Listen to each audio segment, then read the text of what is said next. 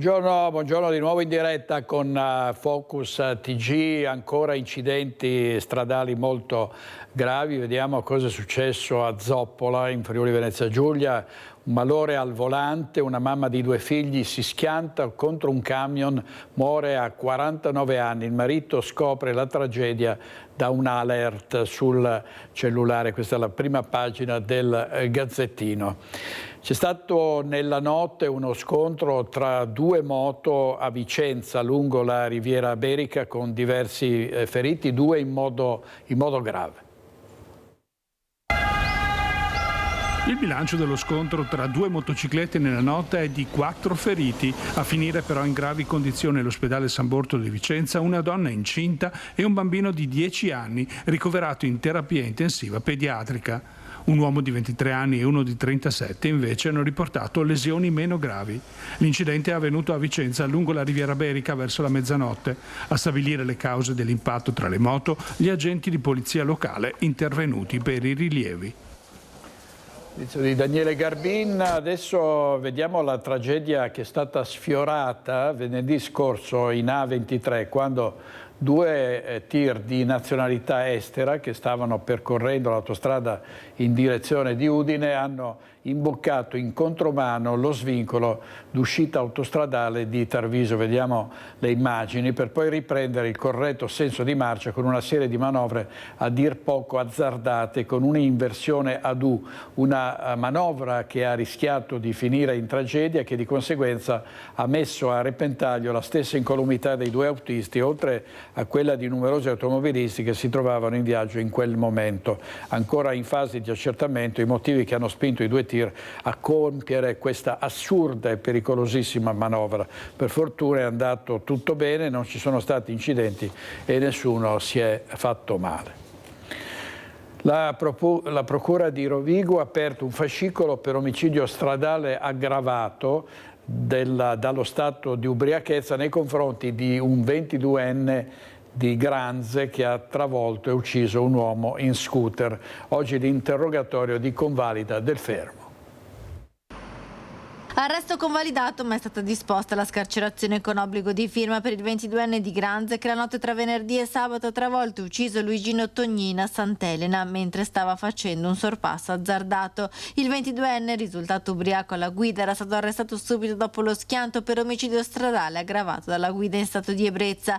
Il giovane ha investito il 63enne in motorino che stava tornando a casa dal lavoro. L'incidente sarebbe stato causato da un sorpasso azzardato. Secondo quanto ricostruito dai carabinieri, infatti il 22enne voleva vendicarsi contro un altro automobilista che l'aveva superato, ingaggiando così una sorta di litigio stradale, costato la vita al motociclista Luigino Tognin, che in quel momento stava arrivando dal senso opposto di marcia. Il 63enne è stato sbalzato a terra, un impatto violento che non gli ha lasciato scampo. In queste ore nel Padovano si attende inoltre nulla osta e la restituzione delle salme di altre 2 vittime della strada, quella del 19enne Edward Matera, morto sulla strada regionale 308 a Borgorico, sbalzato dall'auto del suo amico sabato notte, e quella di Mattia Selai, il 21enne investito e travolto da 2 auto mercoledì mattina lungo la strada dei Vivai a Sant'Angelo di Piove, è morto dopo 3 giorni di agonia in ospedale.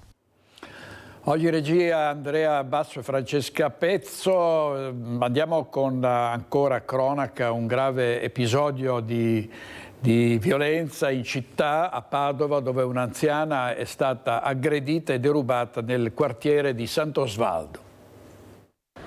Ha chiesto ad un ragazzo di non andare in bicicletta sul marciapiede perché impediva il passaggio ai pedoni e per tutta risposta è stata presa a calci e pugni e derubata di una collanina. È la brutta avventura capitata a una 76enne padovana aggredita da un giovane in via Giacomelli nel quartiere Sant'Osvaldo giovedì mattina. La donna stava passeggiando tra via Sant'Osvaldo e via Bonfandini insieme al suo cane quando, imboccando via Giacomelli, ha incrociato il giovane in bici a cui ha detto di stare attento a non investire i pedoni. Il ragazzo, descritto come uno straniero di seconda generazione, si è fermato e ha malmenato l'anziana, strappandole anche la collanina d'oro, poi si è dileguato. La 76enne ha sporto denuncia ai carabinieri che ora stanno indagando per cercare di identificare il violento.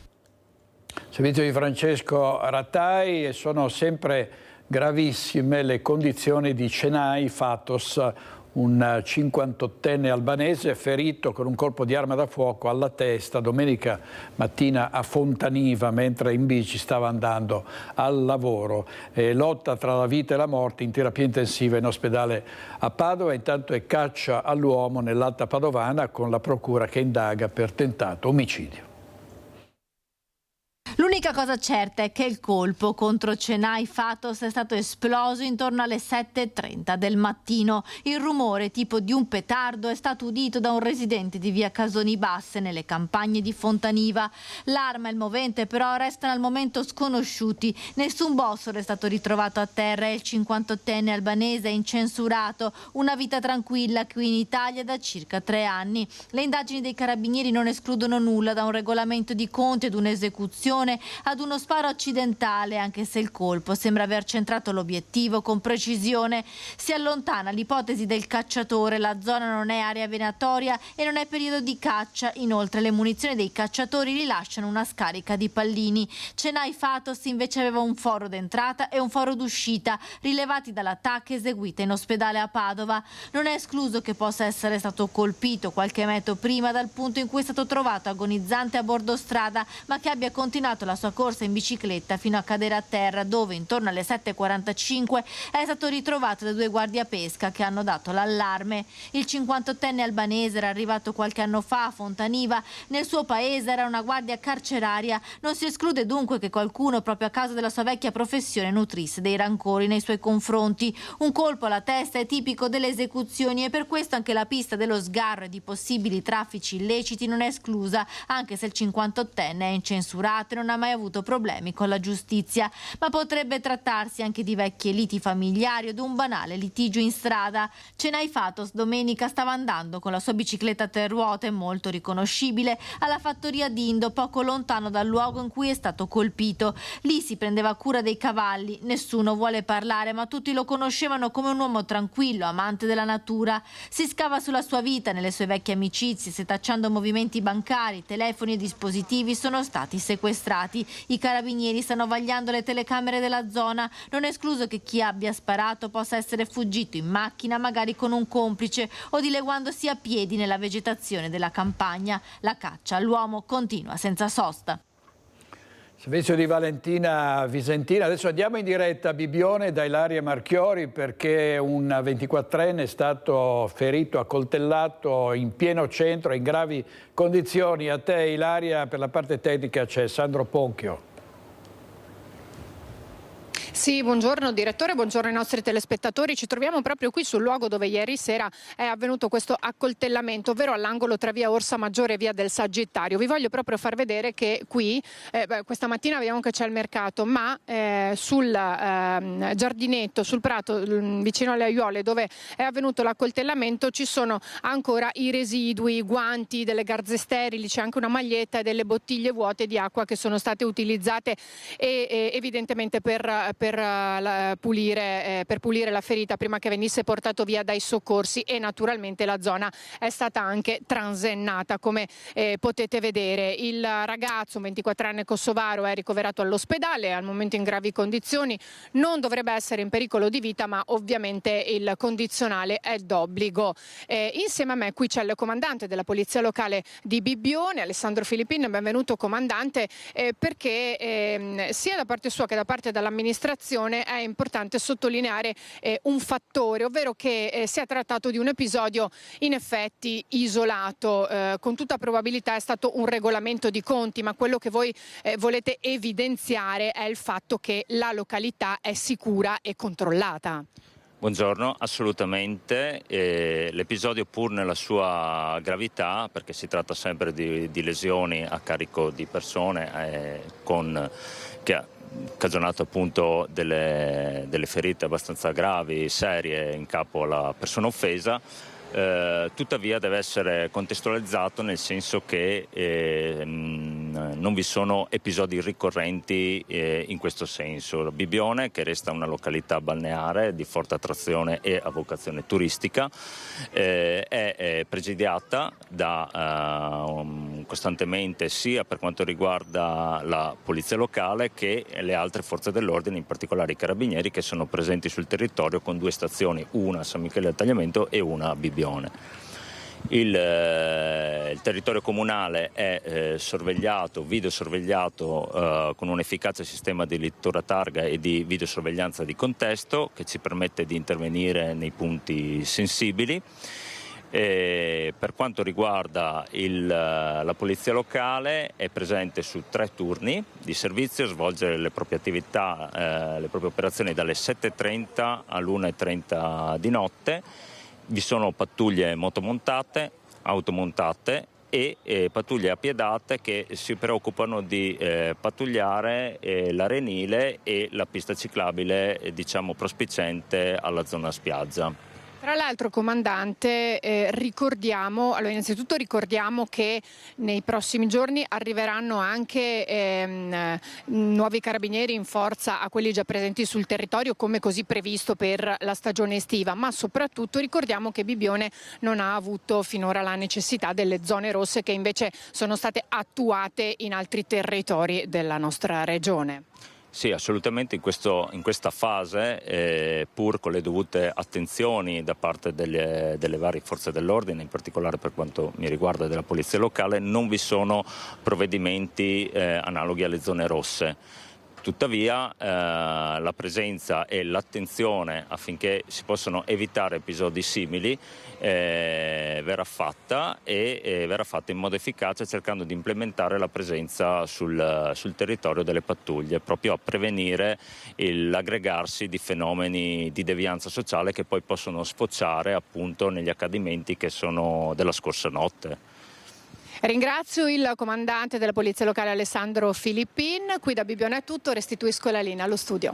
Grazie molte Ilaria Marchiori e Sandro Ponchio. Adesso andiamo da Valentina Visentina a Rovolon, perché una banda di ladri ha usato un'auto come un ariete per entrare in un negozio di biciclette. A te la linea, Valentina.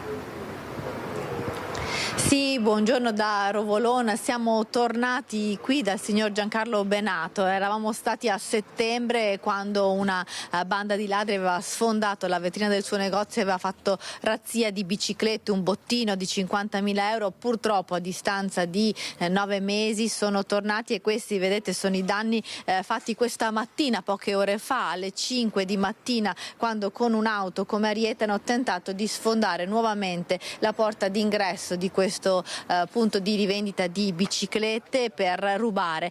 Signor Giancarlo, lei si è accorto, perché abita qui sopra, ha sentito, e che scena si è trovato davanti? Sì, praticamente alle 5:05 ho sentito un boato e sono corso subito. È partito l'allarme, sono corso, poi ho sentito un altro colpo ancora e sono andato sul cornicione qui davanti. E ho visto 2 macchine ferme qui parcheggiate, però una era tutto col motore avviato. E sono stato lì un attimo, ho cominciato a gridare, è venuta fuori una signora qui, anche lei mi ha dato aiuto gridando, e in tutto un momento ho visto andare via 2 persone incappucciate con un passamontagne e sono partite, praticamente c'erano 2 macchine, una l'hanno adoperata per sfondare, l'altra sono partite, sono scappati con una 500 bianca, e qui hanno lasciato una una Golf familiare che è servita per sfondare la porta. Ecco. Però li ho visti partire senza niente in mano, perché forse abbiamo cominciato a gridare tutto, insomma, ecco. Da questo buco, che adesso è stato temporaneamente chiuso con questa lastra di metallo, però stavano tentando di portare via una bicicletta che avevano scelto a colpo sicuro. Uno è entrato per quel buco lì, è andato lì in centro del negozio e si è preso una bici, una track specialissima, e ha tentato di portarla fuori, però non è riuscito. Però In quel momento lì io gridavo e così se la sono presa, sono scappati, insomma. Lei si è anche attrezzato, perché adesso ci mostrerà il collega Federico Cibotto con le immagini. Dopo il colpo di settembre il signor Giancarlo ha posizionato questi blocchi di cemento proprio davanti alle vetrine per impedire, insomma, che ci fossero colpi come questi, eppure continuano, cioè non dorme più la notte ormai il signor Giancarlo. Io mi sono qui ho riparato con questi blocchi di cemento, che sono 100 quintali di cemento qui messi davanti lì, però la porta l'avevo blindata, c'era anche un grosso palo di ferro quando chiudiamo la sera, però pensavo che fosse abbastanza robusta che i ladri non ci pensassero per la porta, però è successo anche qui con la porta. Adesso metterò un altro blinco di cemento anche qui, vediamo, perché sennò qua bisogna chiudere, sennò bisogna sempre pensare di andare avanti, perché abbiamo sempre ragione noi ladri, comunque così è la vita. Bisogna dargliela vinta. Non bisogna darle la vinta, ecco. Tutto lì. Grazie signor Giancarlo, insomma questa volta fortunatamente non c'è stato un bottino, ma comunque i danni, come potete vedere, sono ingenti. E da Rovolone è tutto, la linea può tornare allo studio. Grazie molte, grazie a Valentina Visentini e a Federico Cibotto per la parte tecnica. Vediamo ancora i ladri in azione, questa volta a Quinto di Treviso. Sono state svuotate diverse case nella stessa via nel giro di poche ore. Io sono sola, ancora più paura. Sono lacrime di paura, quelle di questa residente di via Burchielli a Quinto di Treviso, una lunga via, case e villette su entrambi i lati e tutto intorno campi. È qui che i ladri hanno colpito in una sola serata in almeno 3 abitazioni. Nella prima hanno tentato di forzare la finestra del primo piano. La padrona di casa, che si trovava al piano superiore, sentiti i rumori, ha iniziato ad urlare, mettendo in fuga i malviventi. A microfoni spenti ora dice è stato angosciante. Quasi sicuramente gli stessi responsabili di questo tentato furto si sono poi spostati qualche metro più in là, stavolta riuscendo ad entrare nella villetta di Antonio Puppinato, forzando il portoncino d'ingresso. Lui e la moglie erano fuori a cena quando sono rientrati, l'amara sorpresa. Quando sono rientrato ho trovato la casa praticamente tutta sottosopra e il portoncino rovinato, spaccato. Indisturbati, i ladri hanno messo a soqquadro tutte le stanze, svuotando cassetti e armadi. Quello che dà fastidio di più è perché non ti senti più poi tranquillo nella tua casa, nella tua privacy. E questo penso che sia l'effetto più che l'aspetto materiale, è proprio questa sensazione che ti resta. Magro il bottino dal punto di vista economico, ben diverso il valore affettivo. Gli orecchini di mia moglie che mi aveva regalato il figlio da giovane, quindi affetti più che altro, più che il valore. I ladri si sono poi spostati in un'altra villetta, anche in questo caso riuscendo a mettere a segno il colpo e fuggendo con denaro e gioielli. So che avevano fatto visita a una casa qui vicino e poi una casa qui dietro, anche lì hanno portato via delle cose. Da un lato c'è la rassegnazione, dall'altra invece la paura e la consapevolezza di non essere più sicuri nemmeno tra le 4 mura di casa. Male, perché quando è sera o quando diventa buio si ha paura molto. Servizio di Francesca Bozza. Adesso andiamo a Vicenza in diretta, perché sabato notte un'auto ha distrutto Ponte San Michele e stanno continuando i sopralluoghi per la stima dei danni di questo ponte storico, e il sindaco che ha annunciato nel frattempo di volersi costituire parte civile. Ci sono per noi Luisa Bertini e Simone Squarcina. A te Luisa. Sì, buongiorno direttore, buongiorno ai nostri telespettatori. Ci troviamo proprio qui a Ponte San Michele, nella parte che vedete alle mie spalle, che è stata distrutta sabato notte dallo schianto, zona che resta transennata. Come anticipavi, i sopralluoghi continuano, sono continui per questo ponte che è stato distrutto dall'impatto dell'auto che in piena notte e probabilmente a piena velocità è arrivata qua. Prima ha divelto una delle colonne che facevano da dissuasore e poi è andata ad impattare contro il muro che vedete distrutto. Sopralluoghi che continuano anche per capire quali parti sono state compromesse e danneggiate, quindi non solo il ponte ma anche si verifica lo stato della balaustra. 4 i ragazzi che erano a bordo dell'auto, secondo le ricostruzioni, le indagini della polizia locale, uno di loro che è rimasto ferito, indagini che continuano anche vagliando le immagini della sorveglianza pubblica. Qui c'è anche la telecamera che ha ripreso la scena, quindi indagini che continuano. Ci sono delle novità che abbiamo chiesto al sindaco Giacomo Possamai, che vi facciamo sentire insieme, poi la linea può tornare allo studio. I tecnici comunali hanno fatto le indagini e stanno svolgendo ancora indagini in questa fase, anche per capire che tipo di danneggiamento c'è stato, oltre a quello visibile al pilastro, al dissuasore e al muro in mattoni che precede la salita di Ponte San Michele. Per esempio va capito che danneggiamento c'è stato, se c'è stato, della balaustra, perché la balaustra è l'aspetto più pregiato del ponte, è anche quello su cui servirebbe un intervento di restauro più particolare, e quindi ci sono queste attività in corso che saranno fondamentali anche per la stima dei danni. Ecco, i ragazzi sono stati identificati, come si procede su questo fronte? I ragazzi, come noto, sono stati identificati, non sono ragazzi giovanissimi perché sono tutti tra oltre i 20 anni, tra i 20 e i 25 anni. Parliamo naturalmente di una situazione in cui c'è sia un aspetto di risarcimento civile, e su questo capiremo come si articolerà la questione, ma immagino che il risarcimento arriverà da parte dell'assicurazione perché è stato un danno fatto tramite un veicolo, e però è possibile anche che ci sia un procedimento penale perché si tratta di un danneggiamento a un bene culturale, a un bene tutelato, e di conseguenza ci potrebbe essere sia un aspetto civile che un aspetto penale. Così il sindaco di Vicenza Giacomo Possamai. Di sicurezza abbiamo parlato anche ieri sera a Focus. Sentiamo cosa ha detto il professor Enzo Siviero, rettore di E-Campus. Credo che in Italia ci possa essere un rischio così elevato. Non lo escludo, così a sensazione, insomma io ho una tenera età, continuo a insistere, per cui ne ho viste di cose. Io penso che c'è un problema di deterrenza che va potenziato. Bisogna fare in modo che si rendano conto che se si delinque c'è la pena. A me dispiace doverlo dire, ma occhio per occhio, 60 quacchio si diceva da noi goliardicamente.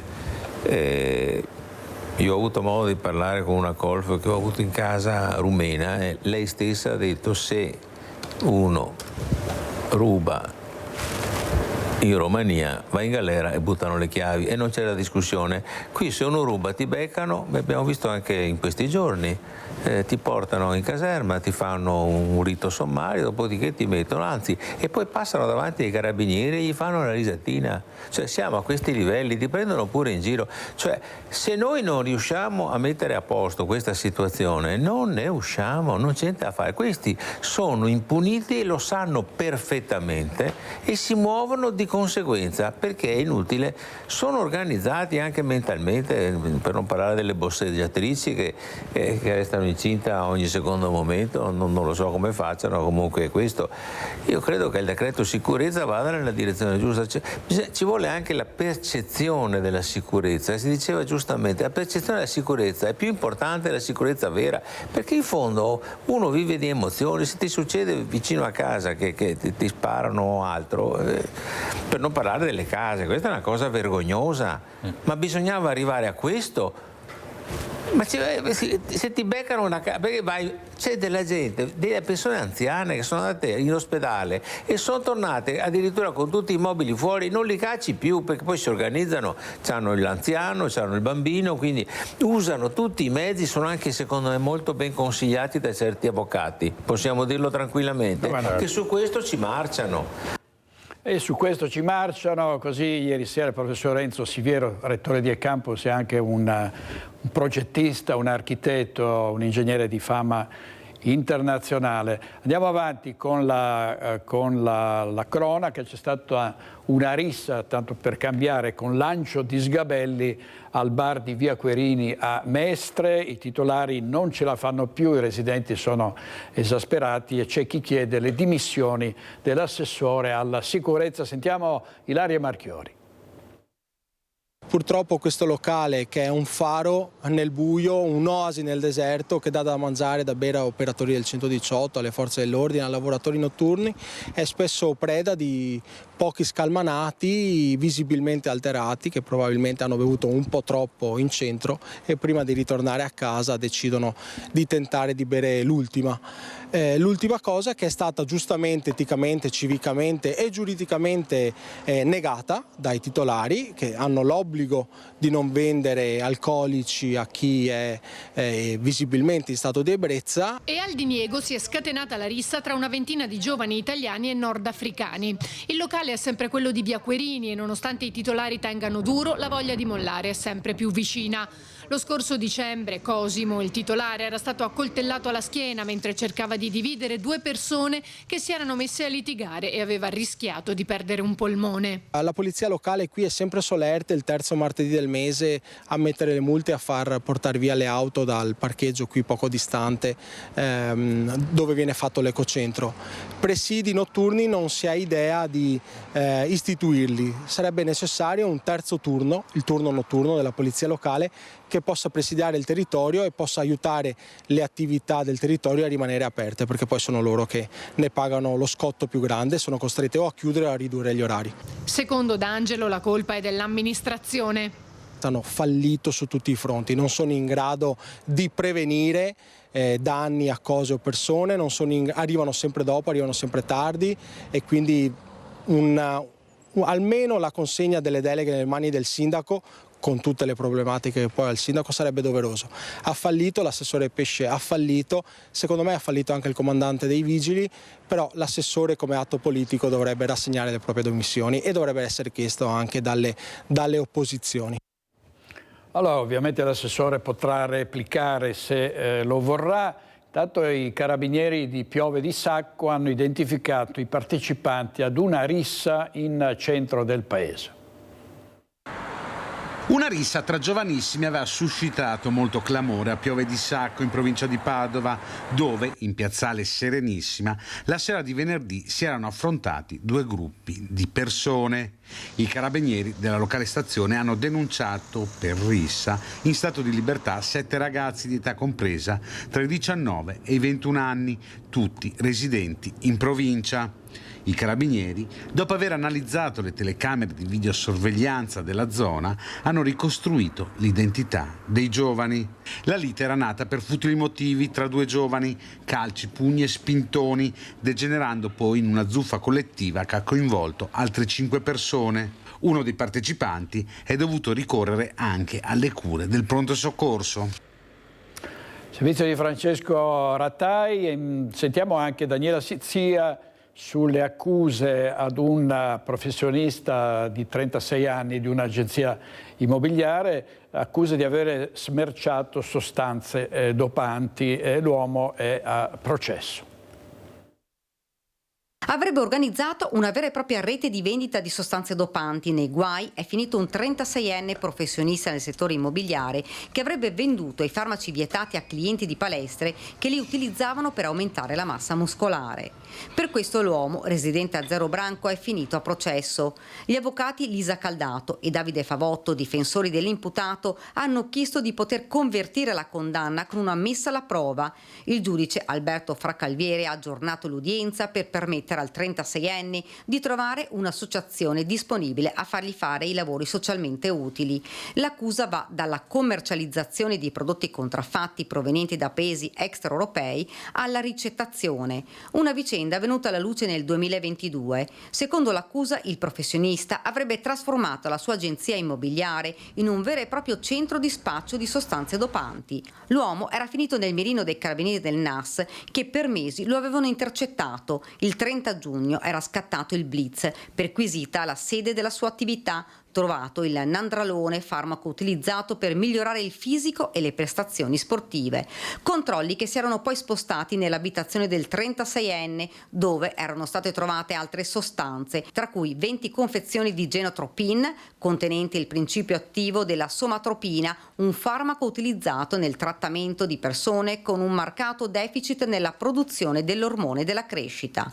Si tratta di farmaci vietati che sarebbero stati prodotti negli Emirati Arabi e avrebbero avuto accesso al mercato europeo attraverso l'Europa dell'Est. Per questo motivo nei guai è finito anche un cittadino bulgaro autore della spedizione. L'arresto era stato poi operato proprio nel giorno in cui l'agente immobiliare avrebbe ricevuto un pacco attraverso la posta contenente i dopanti. E vediamo l'allarme dei farmacisti di Vicenza sulle prescrizioni illegittime di farmaci mediante ricette falsificate o fotocopiate. Sono 40 da inizio d'anno e si chiedono farmaci stupefacenti. Ovviamente i farmacisti dicono è un fenomeno preoccupante.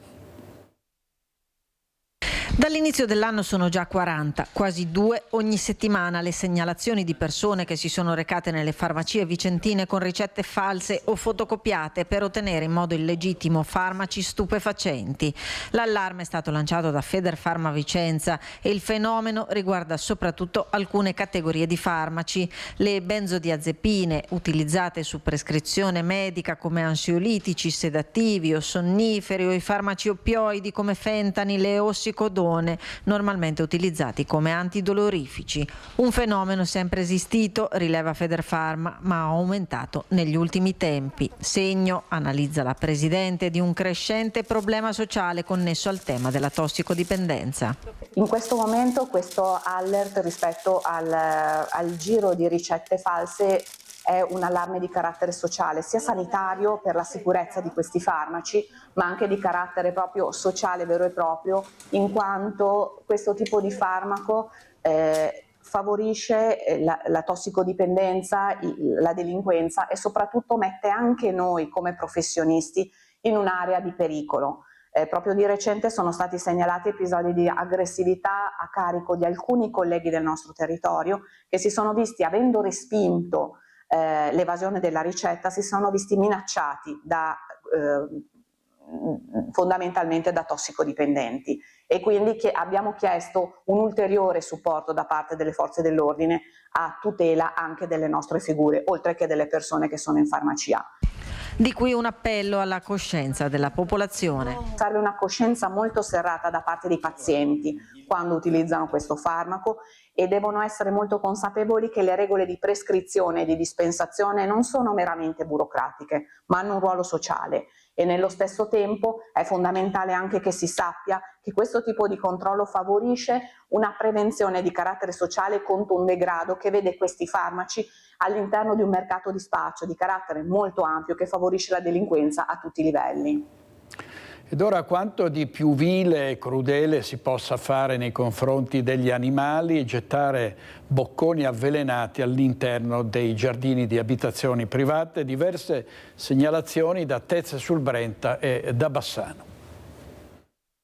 Massima attenzione, boccone avvelenato, è l'allarme lanciato sui social e poi velocemente rilanciato ovunque da 2 cittadini. Il primo episodio a Tezze sul Brenta, nel mio giardino, in zona campi sportivi, e il contenuto del post: è stata rinvenuta una bustina di veleno. Potrebbe essere il gesto volontario di qualche malintenzionato, oppure l'iniziativa di uno squilibrato che prova divertimento a gettare queste bustine nei giardini privati in cui vivono animali. Ovviamente l'invito ai residenti è quello di controllare bene i propri spazi verdi per verificare se si tratti di un gesto isolato o no. Il secondo episodio a Bassano del Grappa, in viale 11 febbraio. Ho trovato un boccone che ritengo avvelenato con un pezzo di ferro all'interno, scrive Patrizia.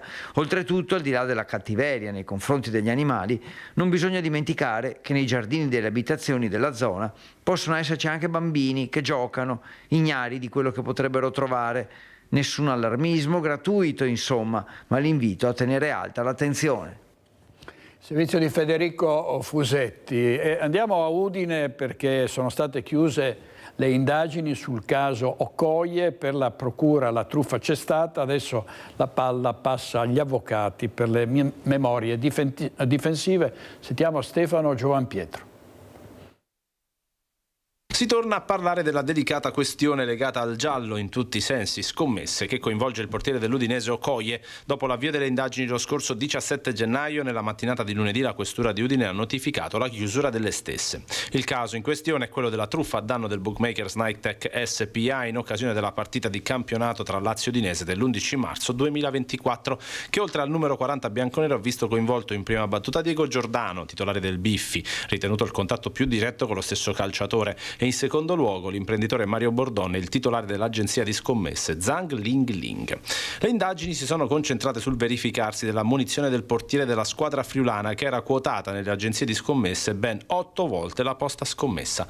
Le indagini hanno permesso di raccogliere elementi investigativi supportati dagli accertamenti sui dispositivi in possesso degli indagati, atti a confermare l'accusa. Soprattutto nella provincia di Udine, infatti, sono state riscontrate vincite superiori a 120.000 euro, ritenute dalla procura illecite, frutto di un preventivo accordo tra Okoye e uno degli scommettitori indagati, con le crescenti scommesse che hanno portato anche gli altri due a fare lo stesso nella truffa in argomento. Nello specifico, secondo l'accusa, Okoye e Giordano si erano accordati e gli altri due scommettitori venuti a conoscenza dell'accordo avrebbero approfittato di questo per scommettere a loro volta sull'evento ammonizione.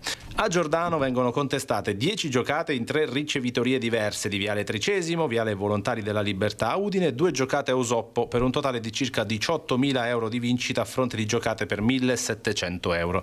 A Bordone invece gli inquirenti contestano una vincita di 4.000 euro a fronte di una giocata di 500 effettuata nella ricevitoria di Viale Tricesimo. Per Zhang Ling Ling le giocate contestate sono 8 a suo nome più 2 effettuate da un altro utente, per un totale di circa 6.200 euro vinti su circa 800 scommessi.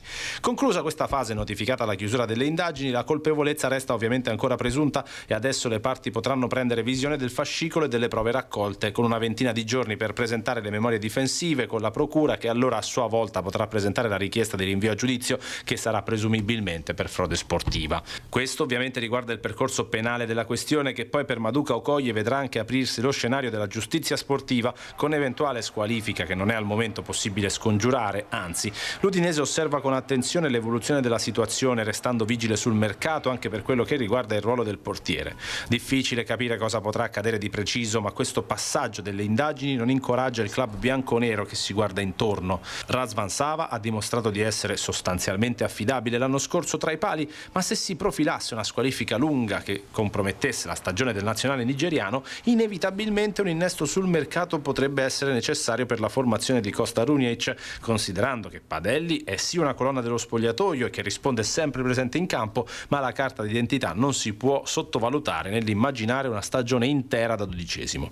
Discorsi preventivi, certo, che però nella stanza di bottoni dell'Udinese sanno di dover fare per essere pronti con un buon piano B in ogni occasione. La politica del flop dei 5 referendum proposti da CGIL e Campolargo, soddisfazione ovviamente del centrodestra. Sentiamo cosa ha detto ieri Alberto Villanova. Una Caporetto clamorosa di PD, CGIL, 5 Stelle e compagni vari. Gli italiani non sono caduti nella trappola e non sono andati a votare un referendum di cui non sentivano assolutamente il bisogno. Non sentivano il bisogno di dimezzare i tempi per la cittadinanza, anzi la cittadinanza va meritata e vanno portate avanti delle leggi che vanno anche a restringere quelle che sono le concessioni di cittadinanza, che sono già troppe nel nostro paese. Gli italiani non sentivano il bisogno di andare a abrogare delle leggi sul lavoro fatte dal PD di Renzi e che adesso la stessa sinistra voleva farci abrogare tramite referendum. Non siamo caduti in questo trappolone, ma soprattutto in Veneto questo è un messaggio veramente speciale rivolto alla sinistra. È un messaggio verso chi ha boicottato l'autonomia, verso chi ha raccolto le firme contro un referendum che quella volta sì ha raggiunto il quorum, con il 98% dei veneti che hanno votato a favore dell'autonomia, e che PD e CGIL volevano abrogare con questi stessi referendum. I veneti li hanno puniti e hanno fatto bene. Questo è il commento di Alberto Villanova. Sentiamo anche il coordinatore di Fratelli d'Italia in Veneto, il senatore Luca De Carlo. La sinistra tenta di dare la spallata, ma finisce col prendere una tramvata. Questo è il messaggio che ci consegnano le urne, che sempre più ci dicono della bontà delle misure del governo Meloni, che infatti hanno portato ad 1 milione di posti di lavoro, al record dell'occupazione, ai minimi storici della disoccupazione, mentre dall'altra parte c'è una sinistra che strumentalizza temi delicati come quelli del lavoro per il proprio tornaconto. Gli è andata male anche stavolta.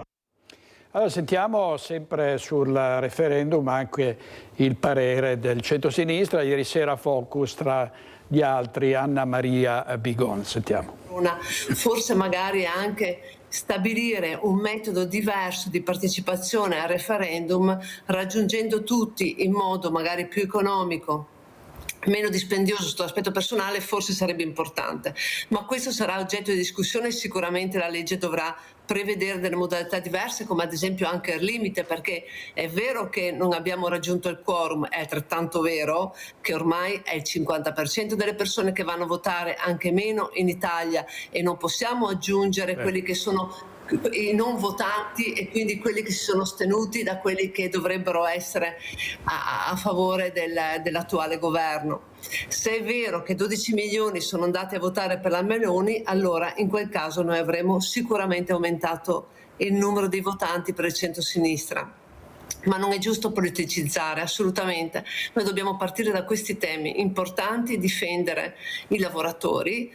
C'è troppa precarietà, occorre un salario minimo garantito e stabilità nel lavoro e sicurezza. Io credo che nessuno lo possa mettere in dubbio. Modificheremo le norme se non è passato il referendum, ci mancherebbe altro, ma partiamo da qua, da quello che il cittadino vuole, e soprattutto pensiamo anche al referendum sulla cittadinanza. Anche qua non abbiamo raggiunto il quorum, però lo Ius Scholae credo che sia voluto un po' da tutti.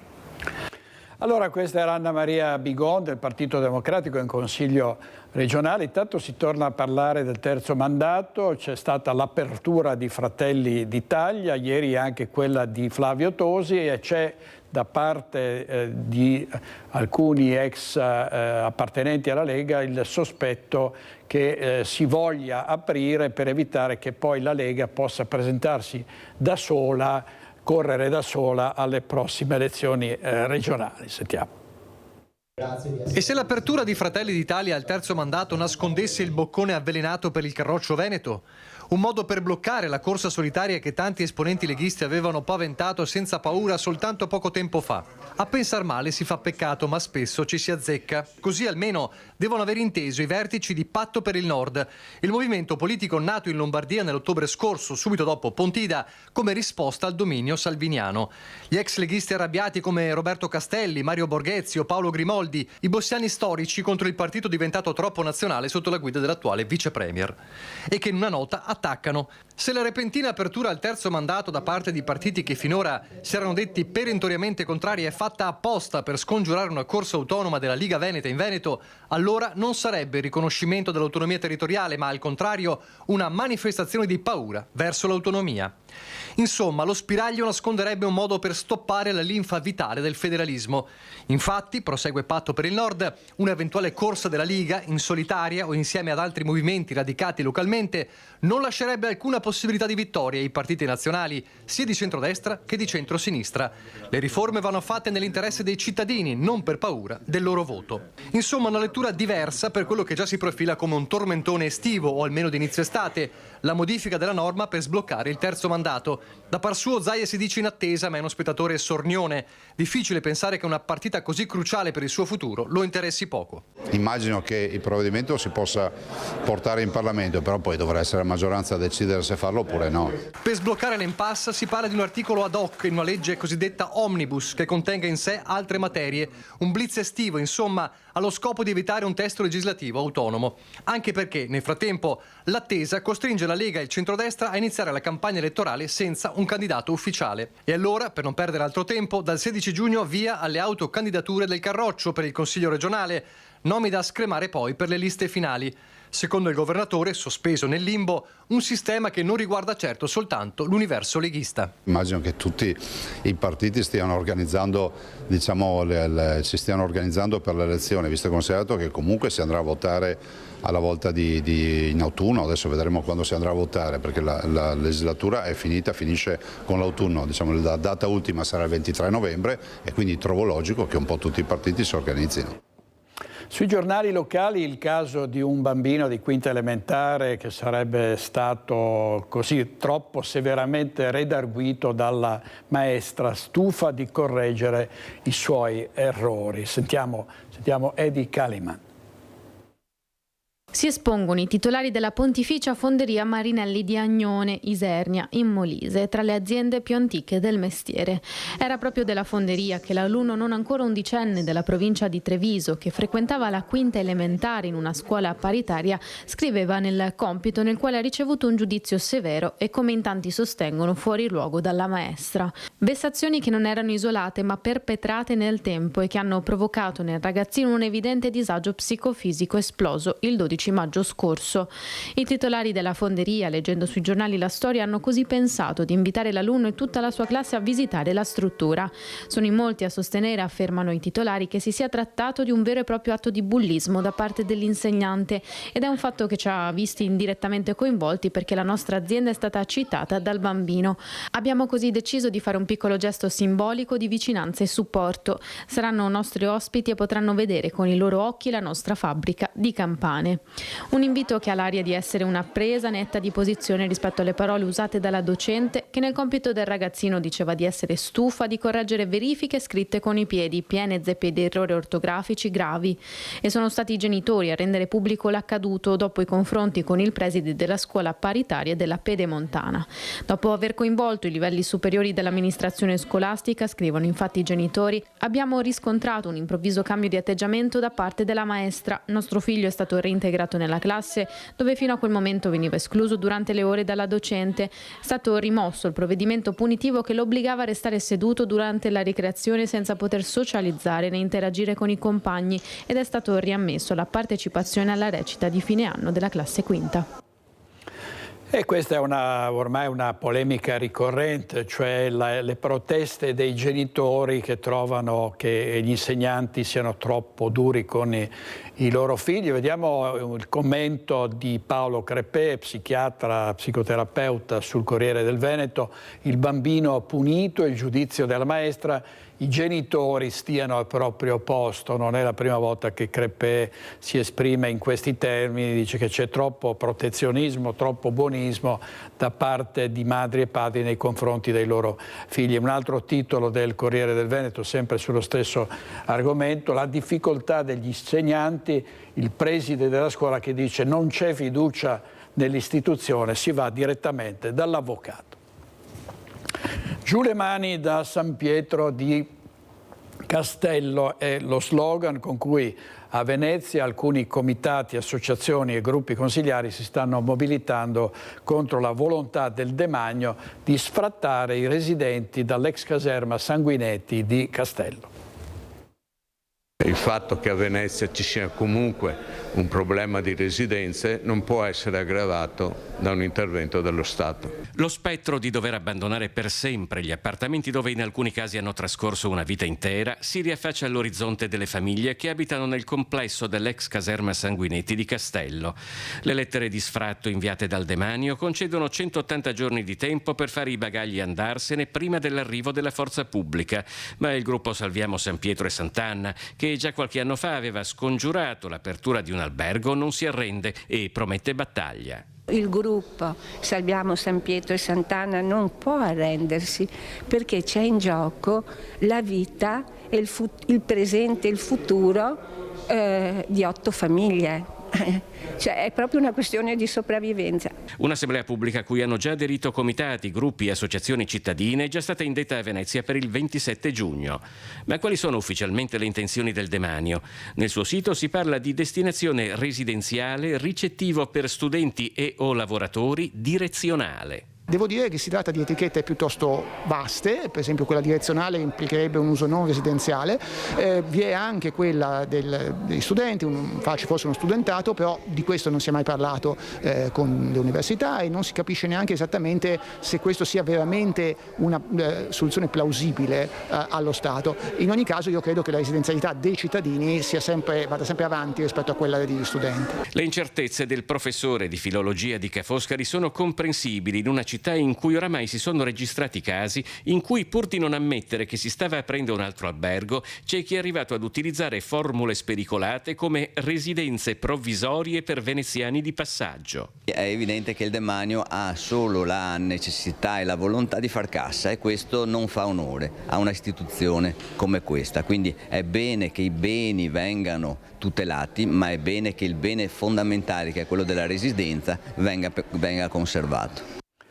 Servizio di Filippo Fois della nostra redazione di Venezia e di Mestre. Conto alla rovescia intanto per la Triveneta degli Alpini a Conegliano, migliaia di penne nere in marcia verso la Marca, e andiamo in diretta da Borso del Grappa. Ci sono Ferdinando Garavello e Tommaso Migot per la parte tecnica. A te, Ferdinando.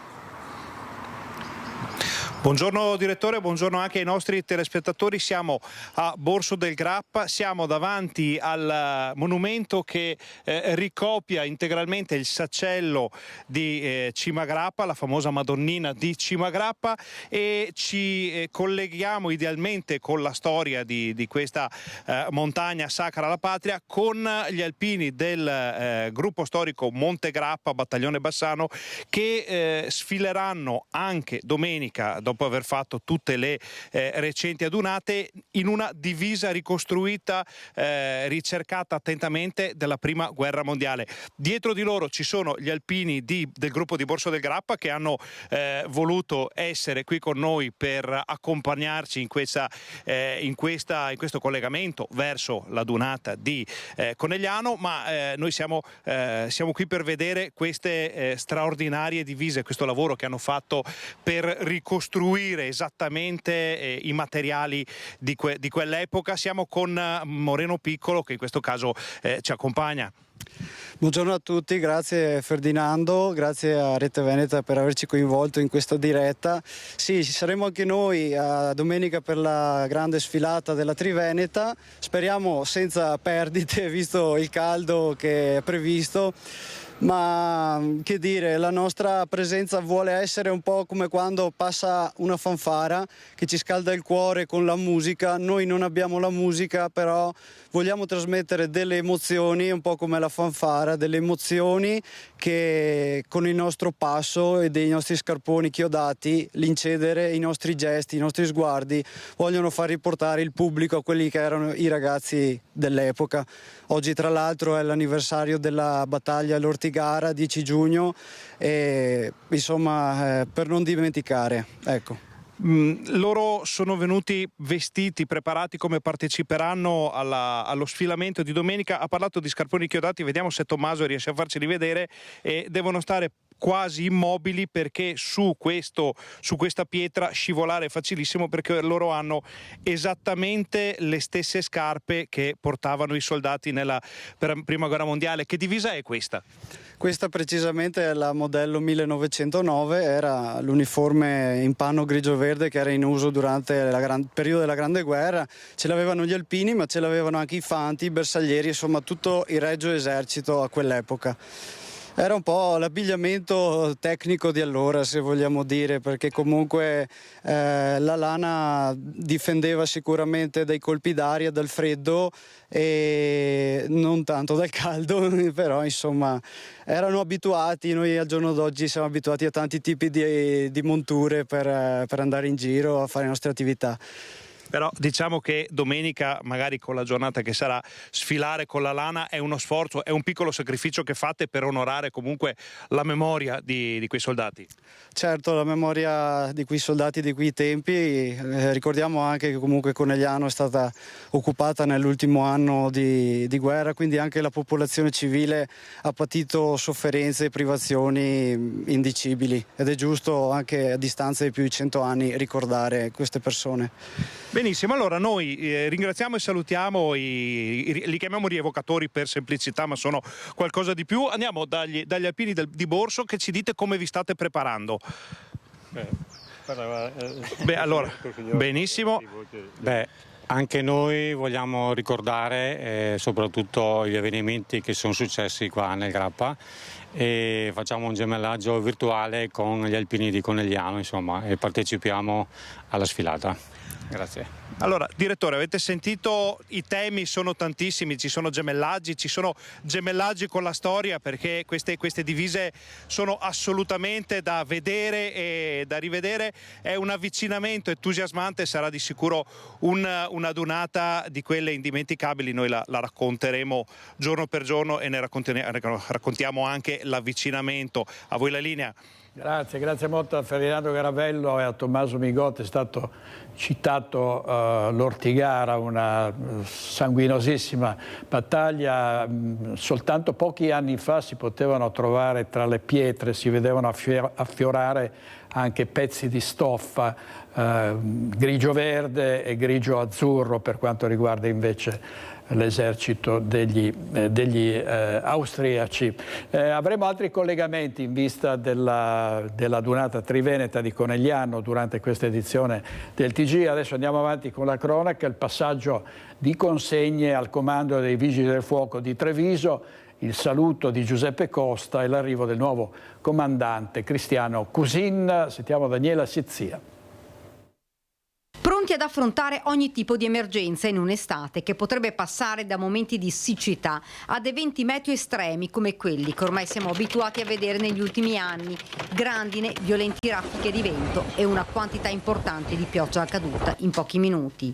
Si è insediato il nuovo comandante dei Vigili del Fuoco di Treviso, Cristiano Cusin, che ha spiegato come ormai questi eventi avversi siano sempre più frequenti. Ultimamente abbiamo avuto sempre stati molto calde, con intervallate da eventi, da perturbazioni che hanno portato sempre violenti fenomeni. È questo uno dei fronti che vedrà i Vigili del Fuoco in prima linea. Fenomeni questi che colpiscono ormai tutti i territori, non solo la Marca, spiega il comandante Cusin, che poi parla di questo nuovo incarico. Da tanto tempo che sono qui in Veneto e sono in Veneto, poi col mio ruolo nell'ufficio soccorso della direzione ho sempre una funzione di coordinamento per gli interventi più alti, quindi conosco molti del personale con cui ho anche collaborato ed è un ottimo comando. Cristiano Cusin, che fungerà da reggente per alcuni mesi in attesa della nomina di un nuovo dirigente, è attuale responsabile dell'ufficio soccorso della direzione interregionale dei Vigili del Fuoco del Veneto e del Trentino Alto Adige ed ha iniziato la sua carriera nei Vigili del Fuoco all'inizio degli anni 90, diventando dirigente nel 2009 e successivamente rivestito l'incarico di comandante a Ferrara, Mantova, Cremona, Rovigo, ufficio soccorsi direzione Toscana e comando di Padova. Sentiamo le parole di commiato del comandante dei Vigili Giuseppe Costa. 3 anni di interventi, emergenze, servizi. Il comandante Giuseppe Costa ricorda i momenti più difficili, ma anche quelli che porterà nel cuore. Abbiamo avuto emergenze molto complesse, una su tutte quella di Castelfranco, dove abbiamo salvato una signora che aveva dei problemi di deambulazione e l'acqua veniva su ed è stata portata fuori, è stata salvata dalla squadra di Castelfranco Veneto. E a livello invece di incendio vi posso dire che l'incendio a Conegliano, quello della catena cinese Aomai, e quello lì è stato un incendio molto particolare, perché eravamo a ridosso della città di Conegliano, eravamo sulla tangenziale e abbiamo impegnato all'incirca 15 ore per poter spegnere quell'incendio. Giuseppe Costa saluta Treviso. Dopo la promozione è stato assegnato in Emilia-Romagna come responsabile dell'ufficio soccorso. In questo periodo ero invaso, da un mix di sentimenti. Uno, è chiaro che uno è contento per la progressione della carriera. L'altro era invece di nostalgia per il fatto che non potrò più ritornare al comando di Treviso. Il comandante ha ricordato come sia fondamentale la sinergia fra le varie forze dell'ordine, fra i soccorsi, perché la gente, ha sempre detto, non guarda la divisa. Vi devo dire che la sinergia che si è instaurata a Treviso non l'ho trovata da nessuna parte. Qui abbiamo una squadra compatta, fatta diciamo, da tutte le forze dell'ordine e congiuntamente anche alla protezione civile ci mettiamo tutti quanti assieme per gestire le varie emergenze. Poi saluto ai Vigili del Fuoco di Treviso. Ho avuto il privilegio e l'onore di poter dirigere e di poter dare quei giusti indirizzi per dare un servizio sempre migliore al cittadino. Lascio il cuore perché lascio una squadra fatta da personale operativo, funzionari tecnici, personale amministrativo, personale dell'associazione e personale volontario. Una grande squadra. E con i nostri registi Francesca Pezzo e Andrea Basso andiamo in pubblicità, 2 minuti, state con noi.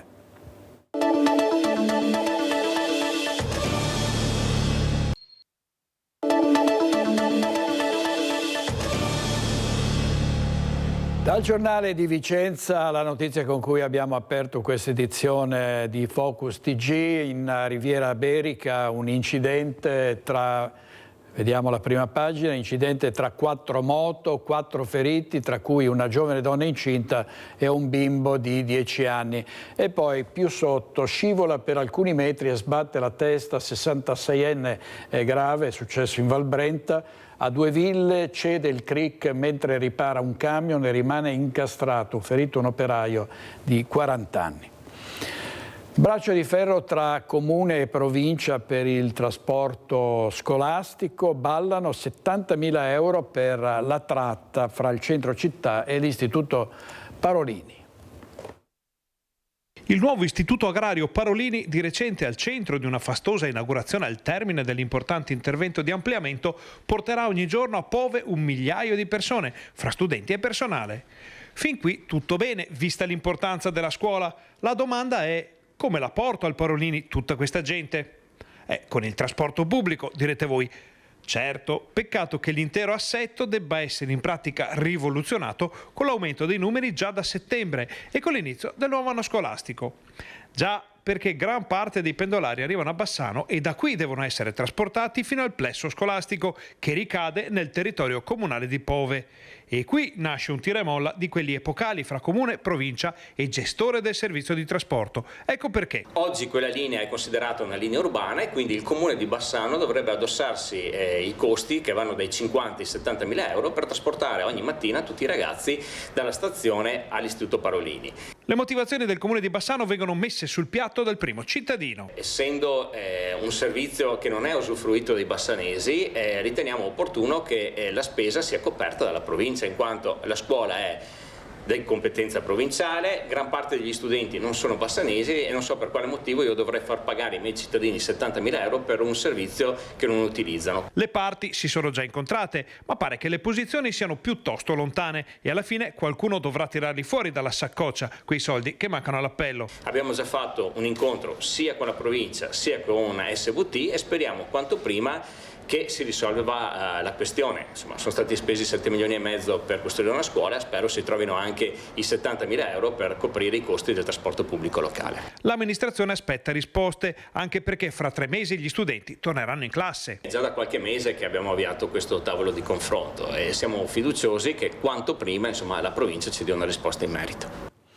Ancora un incidente stradale dall'Arena di Verona, la prima pagina, si schianta contro un albero e finisce in un fossato, morto un 38enne, successo a Marmirolo, grave una donna che viaggiava con lui. E poi il camion contromano in tangenziale, la stradale che lo intercetta, è stata evitata una tragedia, abbiamo visto le immagini in apertura di TG. Torniamo a Bassano del Grappa, in quartiere Firenze sono stati effettuati alcuni interventi sul verde pubblico e non sempre rispetto a questi interventi c'è la soddisfazione dei residenti. Sentiamo Mirko Cavallin. Siamo tornati in quartiere Firenze per verificare la pulizia della siepe annunciata dall'assessore Andrea Viero. Il semaforo finalmente è tornato visibile, il marciapiede pienamente percorribile, ma i problemi sono all'interno del parco Tarcisio Frigo. Guardate. L'erba è stata tagliata sulle zone a prato, ma non dappertutto. È rimasta nello stesso stato sotto le panchine, che diventano facile ricettacolo e deposito di piccoli e grandi rifiuti. È rimasta alta intorno intorno ai pennoni delle bandiere, dove sopravvive peraltro solo un brandello di stendardo dell'Unione Europea. L'erba è rimasta alta anche sul ciglio verde sotto gli alberi, mentre il taglio è avvenuto solo nella zona più alta. L'abbandono di rifiuti in tutta l'area è dovuto evidentemente all'inciviltà dei suoi frequentatori, che lasciano ovunque bottiglie, anche rotte, flaconi, lattine, contenitori, confezioni di cibo. Ma il fatto che i rifiuti che erano in mezzo all'erba siano stati macinati dal passaggio dei rasaerba non contribuisce certo a migliorare la situazione. La segnalazione è arrivata da un nostro telespettatore e la verifica sul posto ha trovato purtroppo conferma. Sempre in quartiere Firenze, nel parco Antonio Rocca, la situazione è simile, anche se a un livello non così degradato. Il primo cestino e la prima panchina all'ingresso da via Galilei sono nelle medesime condizioni e anche altrove, in particolare nella zona dell'anfiteatro, si notano tagli parziali e altri rifiuti abbandonati. Anche qui le bandiere, ecco quella di Bassano, non rendono onore ai valori identitari. Le uniche che si consolano sono le api, che ronzano sui fiori lasciati crescere e fanno al meglio, loro sì, il loro lavoro. Il blocco dei veicoli diesel Euro 5 da ottobre nelle regioni del bacino padano per ridurre l'inquinamento mette in allarme automobilisti e aziende. L'assessore regionale all'ambiente Giampaolo Bottaccin rassicura c'è la possibilità, dice, di modificare la norma. A causa del decreto 121 approvato nel 2023, quindi una norma statale, da ottobre del 2025 è previsto il blocco dei veicoli Euro 5 diesel in Veneto, in Emilia-Romagna, in Lombardia e in Piemonte. Poiché questa norma sta creando parecchio disagio, le 4 regioni del bacino padano stiamo interloquendo con il governo, con il ministro Pichetto Fratin e con il ministro Salvini, affinché questa norma venga modificata e si possa circolare anche da ottobre del 2025 con i veicoli Euro 5 diesel. Devo dire che abbiamo trovato un riscontro positivo da parte del governo e quindi stiamo attendendo che ci sia questa modifica di legge su cui io sono particolarmente fiducioso. Quindi in sostanza il blocco era previsto da una norma nazionale, ma il governo ha dato apertura sulla possibilità di togliere questo blocco con una ulteriore norma statale che va a modificare la precedente. E così l'assessore Bottaccin. Intanto il tempio ossario di Bassano del Grappa, che custodisce le spoglie di oltre 5.000 caduti della Grande Guerra, continua a vivere un periodo di difficoltà. Nella prima metà di giugno si contano appena 5 giorni di apertura al pubblico. Spiega tutto Mirko Cavellin con Alessandro Costacurta. Buongiorno da Bassano del Grappa, siamo all'esterno del tempio ossario, davanti al quale passano ogni giorno migliaia e migliaia di autovetture, anche tanti turisti che però in questi giorni hanno trovato una brutta sorpresa che tra poco vi spieghiamo. Partiamo da questa scritta che è qui dal centenario del Milite Ignoto caduto nel 2021, Bassano del Grappa, indissolubilmente legata al mito perenne del Milite Ignoto con Aquileia e Roma, è custode premurosa e attenta di questo tempio ossario che accoglie oltre 5.000 caduti della guerra 15-18, fra i quali circa 300 soldati ignoti. Inchiniamoci davanti al loro sacrificio ed è un bell'auspicio. Questo cartello qui è qui ormai appunto dal 2021. Tante persone, anche ieri ci è arrivata una testimonianza, arrivano con delle guide turistiche, cercando tra l'altro nella settimana in cui racconteremo la Dunata degli Alpini, cercando di visitare questo posto. Ebbene, è successo ieri, ma succederà per tutta la settimana, che il tempio ossario non si può visitare. Eccoci qui davanti all'ingresso, che tra l'altro stava nella porta laterale. Lunedì 9, martedì 10, mercoledì 11, giovedì 12, venerdì 13, sabato 14 chiuso. e dal lunedì al sabato sarebbero giorni di apertura, come dice il cartello superiore. La chiusura è solo la domenica grazie ad alcuni volontari che evidentemente questa settimana non sono disponibili, ma di questo avviso si sono accorti appunto ieri alcuni visitatori. Davvero un peccato, al di là del fatto che questo tempio ossario abbia ancora bisogno di restauri e sia in attesa di finanziamenti grazie ad un comitato appositamente costituito. È davvero un peccato che questa struttura non sia visitabile proprio in questi giorni, con le vacanze appena iniziate e proprio con la Dunata Triveneta degli Alpini che sarà ospitata a Conegliano nel fine settimana. A poca distanza da qui, sull'altopiano di Asiago, il Sacrario dell'Aiten ha ricevuto dei finanziamenti ed è stato recentemente riaperto al pubblico. Qui l'apertura ci sarebbe, ma come capite questa settimana è praticamente impossibile, e qualche lamentela è arrivata anche per il fatto che proprio nel giorno della festa della Repubblica, lo scorso 2 giugno, c'era stata un'altra chiusura. Davvero un peccato, come ci conferma anche questa signora che abbiamo incrociato poco fa. E poi la linea allo studio. Ho provato a entrare, si è trovata la porta chiusa del tempio. Infatti non so perché, però... È assente il custode a quanto pare. Ah, ok. Sì, perché lei mi fa guarda, andiamo dentro a vedere, ero curiosa e ho detto dai ti porto, non c'è mai stata, ma non sappiamo come mai. Un peccato. Sì, decisamente. Torniamo agli alpini in partenza per la Dunata Triveneta di Conegliano, in diretta da Omar Costantini e dall'operatore Pietro Piccin. Siamo a Cividale del Friuli, a te Omar. Sì, grazie direttore per la linea. Ci troviamo per la precisione nel piazzale 8° Reggimento Alpini, tra la nuova stazione ferroviaria e la vecchia stazione ferroviaria di Cividale, insieme al presidente della sezione ANA e davanti soprattutto al monumento che ricorda il glorioso e mitico battaglione Cividale. Presidente, tutto pronto per quanto riguarda questa Triveneta 2025 a Conegliano? Anche gli alpini dell'area del Cividalese e della Pedemontana friulana, per quanto riguarda il territorio di sua competenza, pronti a partire?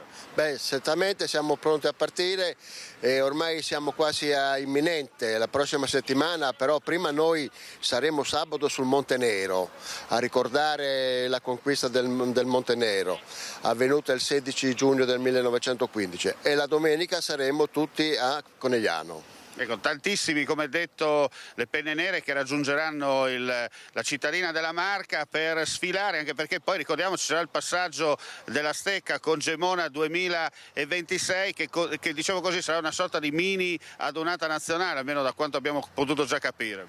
Beh, lo speriamo tutti qui, almeno qua in Friuli, diciamo. E il prossimo anno, come diceva lei, sarà a Gemona nell'occasione del 50° anniversario del sisma del 1976, dove interverranno senz'altro molti alpini, anche coloro che hanno operato proprio in occasione del terremoto. Ecco, come ho detto in premessa quando il direttore mi ha passato la linea, noi siamo in mezzo alle 2 stazioni, quella operativa e quella vecchia, ma quella vecchia ha qualcosa di particolare perché adesso è in ristrutturazione, ma c'è il museo della Grande Guerra. Esatto, lo stabile della vecchia stazione il comune lo ha dato in comodato d'uso all'Associazione Nazionale Alpini sezione di Cividale, dove abbiamo allestito in pian terreno un museo sulla Grande Guerra. Adesso in questo momento è in fase di ristrutturazione il primo piano e la parte diciamo del sottotetto. Probabilmente fra qualche mese termineranno i lavori e appronteremo di nuovo il primo piano e il pian terreno e successivamente il secondo piano. Bene, grazie al presidente Ruocco, sezione ANA di Cividale. Ripasso la linea per la prosecuzione del telegiornale al direttore Luigi Bacialli. Grazie molte, grazie a Omar Costantini. Adesso andiamo in diretta a Orsago dal tenente di artiglieria degli Alpini Lucio Azzanato. A te Lucio. Buongiorno direttore, sì, tenente di artiglieria da montagna del gruppo Conegliano, quindi più in casa di così diciamo. Qui siamo ad Orsago e sono con Primo Zava che è il capogruppo degli Alpini di Orsago. Ti faccio vedere dall'esterno, direttore, vi faccio vedere questa sede perché, capogruppo, questa è una sede particolare perché chiama già alla prossima Triveneta di Gemona, perché? Sì. Perché questo qua è un prefabbricato recuperato dai terremotati del Friuli Venezia Giulia. Quindi è 82 grosso modo abbiamo recuperato e l'abbiamo installato qua in paese. Ecco, e quindi questa è una dimostrazione, insomma, che si recupera e soprattutto continua a stare in piedi, quindi è una cosa fatta veramente bene. Sì, una cosa fatta ecco, poi andando avanti, tanto adesso entriamo velocemente, siamo qui perché Orsago è una delle 4 medaglie d'oro che sono nel labaro della sezione di Conegliano, appunto, ed è dedicata a Giovanni Bortolotto. Esatto, perché? Giovanni Bortolotto, medaglia d'oro al volo militare durante la campagna in Russia.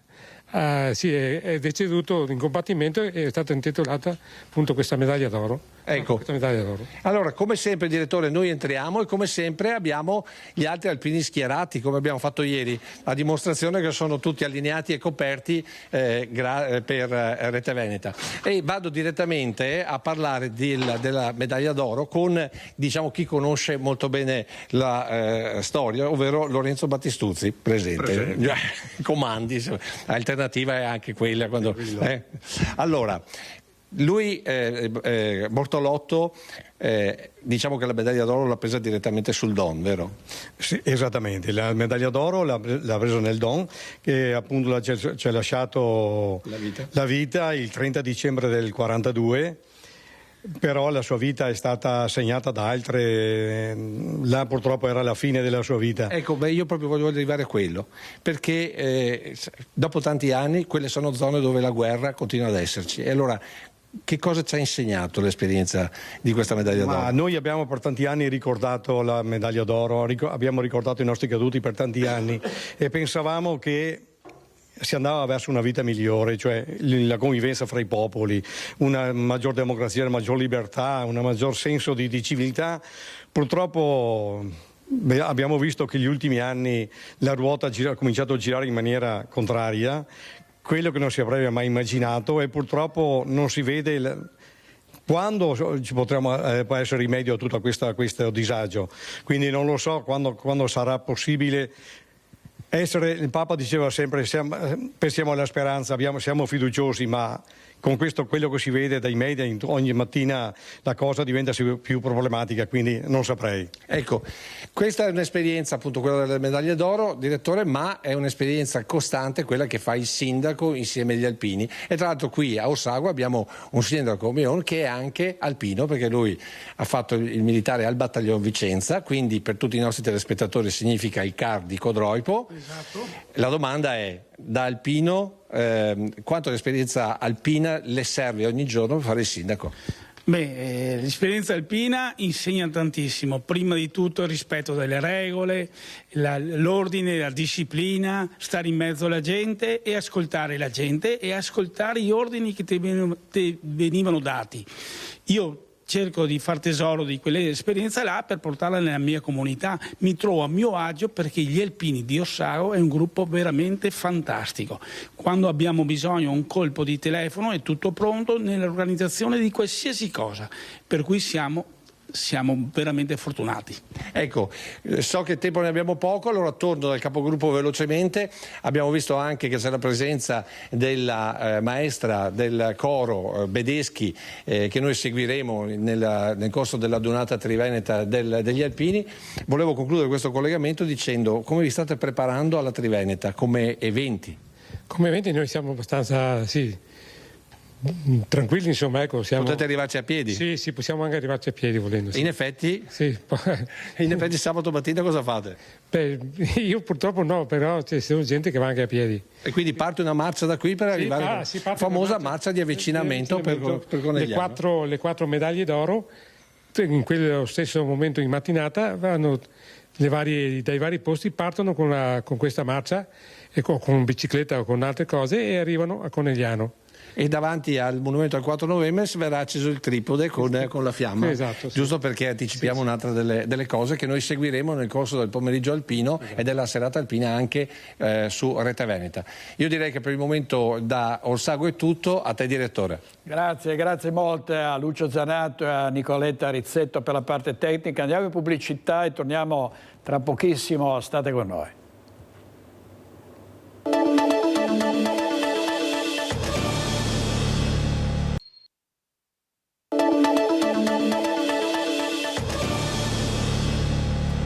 È uscita pochi minuti fa la sentenza per l'uccisione dell'imprenditore giapponese Shinpei Tominaga. Andiamo in diretta da Francesco Pezzella. A te Francesco. Sì, direttore, buongiorno. Hai detto bene la sentenza per l'omicidio di Shinpei Tominaga, che a questo punto è omicidio preterintenzionale soltanto per uno dei 3 imputati. Il concorso è un omicidio preterintenzionale, infatti è caduto per quanto riguarda le posizioni di Daniele Vedam e Abdellah Joma. È rimasto l'omicidio preterintenzionale come accuse, a questo punto come condanna per Samuele Battistella, che è stato condannato dal giudice per udienza preliminare Roberta Paviotti nel giudizio con rito abbreviato, dunque che ha tenuto conto di uno sconto di 1/3 della pena come prevede la legge, a 12 anni di reclusione senza la sospensione condizionale della pena. 12 anni e 4 era stata la richiesta del pubblico ministero Laura Collini. Per quanto riguarda gli altri 2 imputati, essendo caduto il concorso, l'omicidio preterintenzionale, la condanna è arrivata soltanto per le lesioni a carico di Alexander Petrov, uno dei 2 ucraini che erano stati coinvolti nell'aggressione qualche metro più indietro rispetto al buonissimo kebab, dove poi si erano svolti i fatti che avevano portato Samuele Battistella a colpire Shinpei Tominaga, causarne la caduta, e nella caduta il giapponese si procurò delle ferite gravissime al cranio che lo portarono al decesso un paio di giorni dopo i fatti che avvennero nella sera tra il 21 e il 22 di giugno del 2024, quindi praticamente quasi un anno fa. Per loro 2 le lesioni e la condanna è per 2 anni di reclusione. Anche per loro non c'è la sospensione condizionale della pena. C'è da dire che la condanna del pubblico ministero per Vedam era stata di 10 anni, per Abdellah Joma di 12 anni, ed entrambi per l'accusa di omicidio preterintenzionale in concorso con Samuele Battistella. Essendo caduto il concorso, quindi sono stati assolti dall'accusa di omicidio preterintenzionale. Gli avvocati hanno preannunciato che dopo la lettura delle motivazioni, che arriveranno entro 90 giorni, valuteranno se fare appello. L'appello che potrebbe arrivare però anche dalla stessa Procura della Repubblica, se non sarà soddisfatta di come il giudice ha valutato la posizione di Vedam e Abdellah Joma, potrebbe ricorrere in appello per provare a far passare di nuovo la linea dell'omicidio preterintenzionale in concorso tra i tre ragazzi di Conegliano, che quel weekend erano venuti ad Udine per trascorrere una serata che è finita poi tragicamente con i fatti del buonissimo kebab e con la morte di Shinpei Tominaga. Stabilita anche una provvisionale di 200.000 euro con il calcolo poi definitivo del risarcimento da completarsi in sede civile per quanto riguarda la moglie, il fratello, il figlio di Shinpei Tominaga e Giuseppe Venturini, che è l'amico di Tominaga, che si era trovato coinvolto anche lui nella rissa e poi dopo era stato a sua volta aggredito dai 3 ragazzi all'interno e all'esterno del buonissimo kebab, nelle immagini che state vedendo proprio in questo momento. Qui da Udine è tutto, direttore, dunque si chiude questa pagina che potrebbe essere per alcuni l'ultima, se non ci sarà appello per le posizioni più leggere, mentre per quanto riguarda gli altri potrebbe continuare. Grazie molte a Francesco Pezzella della nostra redazione di Udine. Chiudiamo con la tredicina per la festa di Sant'Antonio. Andiamo a Padova, dove Francesco Rattai insieme a Cristian Roque Allende hanno incontrato padre Andrea Vaona, che è frate del santo, che ci ha raccontato cosa significa la tredicina di Sant'Antonio. Sentiamo.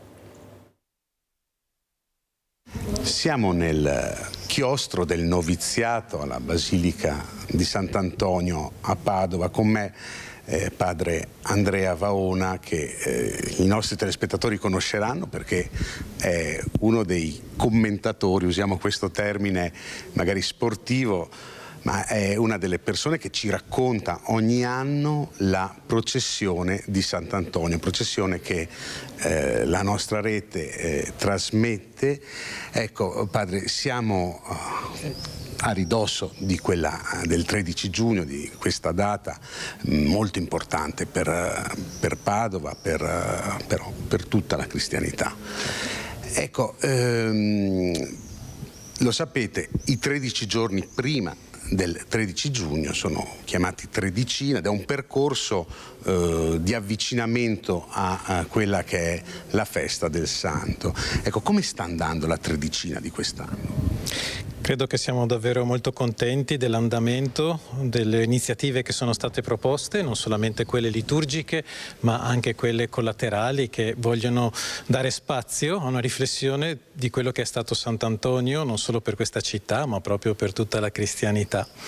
È bello ricordare che appunto abbiamo questo privilegio di un santo che viene celebrato in una tredicina, non un triduo, non una novena. E la motivazione storica è molto interessante perché il 30 maggio del 1232 Sant'Antonio viene dichiarato santo della Chiesa universale. I rappresentanti della città di Padova che erano giù a Spoleto ricevono la bolla papale da Papa Gregorio IX e hanno 13 giorni per raggiungere Padova e permettere così alla città di celebrare esattamente un anno dopo la morte Antonio di Padova, santo della Chiesa universale. Per questo appunto tutto si svolge in ben 13 giorni e noi siamo contenti di approfittare di questi 13 giorni per invitare le chiese del Triveneto e altre rappresentanze di associazioni e movimenti ecclesiali per meditare, pregare e festeggiare il santo in attesa poi della grande festa del 13 giugno.